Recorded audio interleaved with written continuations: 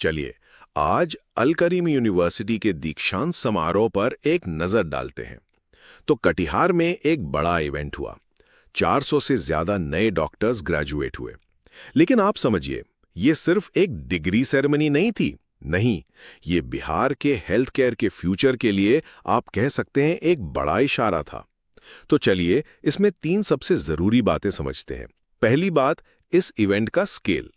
देखिए, ये कोई आम सेरेमनी नहीं थी।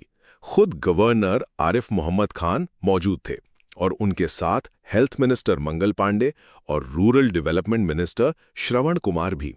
मतलब सरकार की टॉप लीडरशिप वहां थी। ये दिखाता है कि इन नए डॉक्टरों पर कितना फोकस है। और हाँ, 15 टॉपर्स को गोल्ड मेडल भी मिले और 415 डॉक्टरों को उनकी डिग्री दी गई। दूसरी बात, नए डॉक्टर्स के लिए एक बहुत जरूरी मैसेज था। गवर्नर साहब ने उन्हें याद दिलाया कि डॉक्टर होना सिर्फ एक नौकरी नहीं है, ये असल में इंसानियत की सेवा करने का एक मौका है।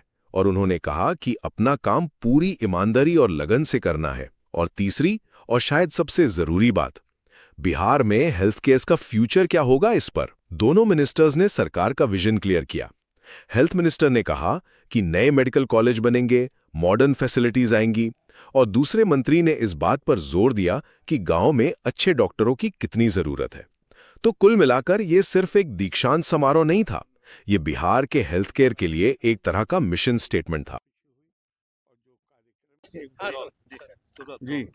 सर, कार्यक्रम में या भाग लिया, सीमांचल का इलाका है, सुदूर इलाका है, कितना पसंद हुए इस तरह का है? बहुत खुशी हुई, बहुत खुशी हुई। हम तो पहली बार देखा है, यूनिवर्सिटी को देख के भी खुशी हुई, और जो कार्यक्रम यहाँ चल रहे हैं उनके बारे में जानकारी लेके और ज़्यादा खुशी हुई। ये भी पता चला, गर्व होता है कि यहाँ के स्टूडेंट्स पूरे हिंदुस्तान में फैले हुए हैं और विदेशों में भी हैं, जो यहाँ से पढ़ के गए हैं और वो मानवता की सेवा कर रहे हैं। बहुत अच्छा लगा। सर, बिहार हेल्थ के मामले में अभी भी काफी पीछे है कई क्षेत्रों में, तो देखिए, क्या उम्मीद करेंगे सर? नहीं, उम्मीद अच्छी करनी चाहिए, इसलिए कि बिहार बहुत चीज़ों में पीछे था। लेकिन अब हम ही पहले आते थे तो दरभंगा से मधुबनी जाने में 2 घंटे लगते थे। तो अब चीज़ें इम्प्रूव हो रही हैं और काफ़ी इम्प्रूव हो रही हैं। तो अभी अभी जैसे कहा हमारे स्वास्थ्य मंत्री जी ने, मुझे उसका टेक्निकल नाम याद नहीं, आपने सुना होगा कि 13 महीने से दवाइयों के डिस्ट्रीब्यूशन में बिहार नंबर 1 है।